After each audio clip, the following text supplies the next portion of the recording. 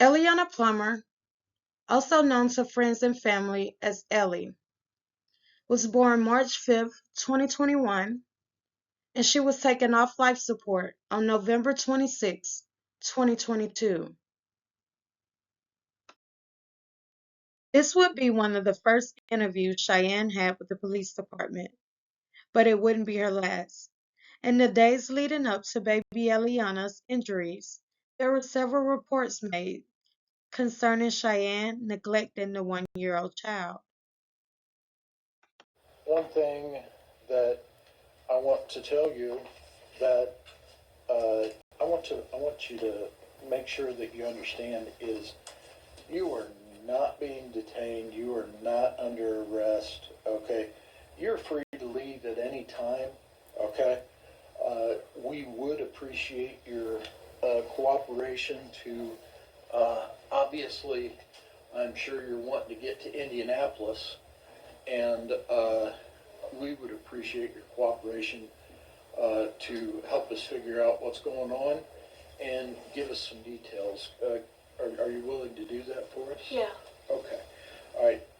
First of all, um, are you Cheyenne? I'm Cheyenne Hill. Okay. And is it CH? EYE and then E. And your middle initial? N for Nicole. N. Okay. And your last name? Hill. Hill. And your date of Maiden birth? name's Russell. Okay. And your date of birth? As officers conducted their first interview with Cheyenne Hill to get her account of events on what happened to baby Eliana, Brett, a children and families investigator, would sit in and take notes to find out what exactly happened as well. Brett would also give the police his account of events on what happened 6 days prior when he conducted a welfare check on baby Eliana. Tell me what happened. Well, this morning, whenever at 3:40 to 5:20, she was awake and coherent and fine. She went to sleep. 3:20. 3:40 to 5:20. 3:40. She was awake and coherent. I was asleep. Cameron sat with her so I could sleep. She went back to bed. When she went to bed at 5:20, she cried a little bit and went right back to sleep. I woke up at 8 o'clock. She was still sleeping. She was snoring, so she was, as far as I knew, fine. I went into Cameron's room and hung out with him for a little bit to talk, and then went back in there to wake her up before I went to work to take her down to the babysitter. She wouldn't wake up. I thought maybe she was just too tired. I asked him if I could leave her with him for as long as if he needed to call me to do that so I could go to work. Went to work for an hour, and he said that he thinks that she needed to go to the hospital. So I came to got her and took her to the hospital. Michelle brought me my babysitter. Now, when you, from the time you left her and went to work until you had returned and brought her here, had you noticed anything physically different? No. Nothing visibly? No, whenever I left, she still had some bruising and stuff from last night that was new. Michelle knew, she said nothing happened, so she just had some slight bruising on her face. Who's Michelle? My babysitter. Whenever I picked her up, I was like, oh, she has some more bruises, and then, I think about it like she's a baby, and she bruises easily, which she might have lupus, so we're not sure if it's because of that she's bruising easily. Nothing had been different. She originally had a knot on her head because she fell. She rolled off the bed about a week and a half ago. I'm Where not was sure that she at? had anything else. It was at Cameron's house. It was in my bed. She just rolled off and onto the floor. Our floor is wooden, but that's all that happened, and she had a lump. So the lump had went down. Brett had seen it. It was just a little lump. Right, and so the lump was here in between her eyes? Mm-hmm. Okay. And I had iced it last night because it looked like it was a little bit bigger, so I iced it to try to get the swelling down. Okay. And then Did she, uh, Cameron iced hang it on last just a minute. night too. Just, when this up here occurred, did she have, was there any other problems with her as far as mobility No, wise? she was fine. Does she crawl or She walk? walks. She does walk. And, playing and moving her arms and stuff like that was all good? Yeah. Okay, continue on. And then last night was fine too. She was walking fine. I gave her a bath before bed too. And she was playing in the bathtub fine. But whenever she went back to sleep at 5:20, and then whenever I woke up, and then she was snoring, which she snores. I didn't think anything was wrong with her. I didn't think anything was wrong with her. What? Anyway. So, I thought maybe she was just too tired. I didn't know that she, was having a brain bleed. How was I supposed to know she was having a fucking brain bleed? Cheyenne Hill would be allowed to leave IU Health Hospital that day to go and check on baby Ileana as she was transferred to Riley's Children's Hospital in Indianapolis. But that would not be her last visit with the detectives. I had mentioned something because I had asked you about how Kara had mentioned to me that it looked like someone had done that to her face. And I had asked you about if you could get I didn't say fingerprints, I think you had misunderstood me. I was wondering if you could get an accurate size of a hand. Well, it doesn't matter if I misunderstood you or not, because the answer to your question is, in regards to fingerprints. Not fingerprints, I know that there was marks on her face, and the markings means that the bruising. I meant by markings and bruising, could you tell what size the person's hand was? Well, that's what I'm trying to explain, so that you have a full understanding of it. The possibility of it occurring is that to get fingerprints is a possibility. What you're referring to is you're saying finger marks. Okay. It's the same difference. It's just like if you push up on a window. It's going to be there. Well, not necessarily. And the reason is because you might be able to see if you push up and your fingers slide, then it has slid the prints. So all you have is finger marks. If you touch the window and lift off of it, then there's a good chance that you might have fingerprints. In regards to the size of the hand, there is a possibility of that as well. There are variable factors that's going to come into play in that. If you got somebody with a big fat head like me as opposed to a 20-month-old,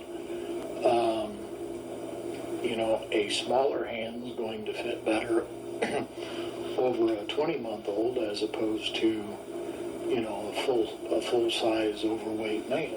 That's why I'm trying to figure it out, because I know that whenever she pointed out that someone would have grabbed her face like this or held her mouth closed, to me that sounds like someone whose hand, I saw the marks on her face.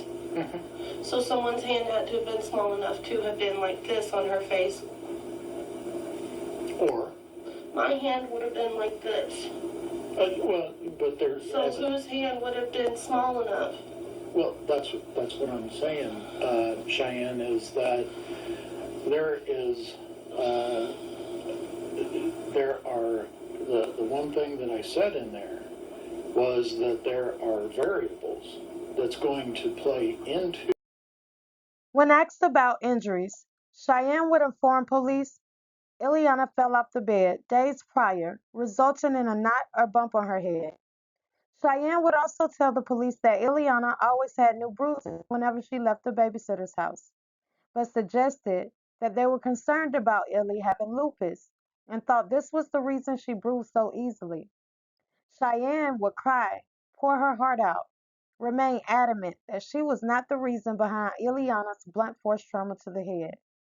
She was not the reason behind Ileana's broken collarbone, nor was she the reason behind any of Ileana's injuries that did not appear accidental. But as police dug deeper into this investigation, they would find out how Cheyenne really felt about baby Ileana. She was just 4 months shy of her second birthday when she passed away. Was that you guys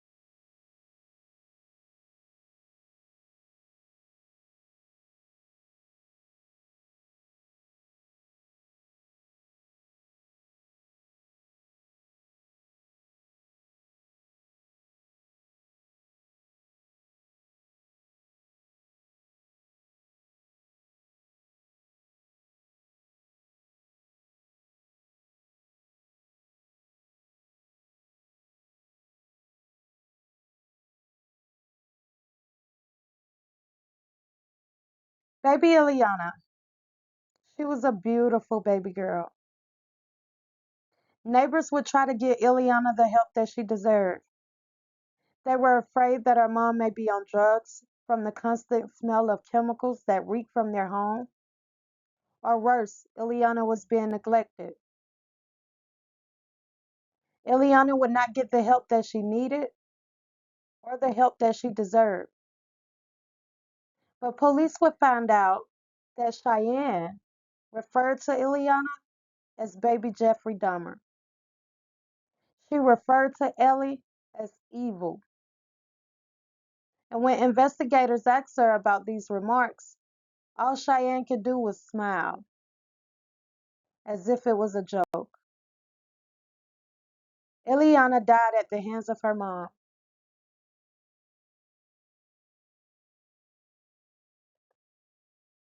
She remained on life support until her organs were all donated out. She was an angel in life, and she left this world being an angel to others. If you have kids in your life, whether it be yours, a friend's, family, or even a neighbor, pay attention.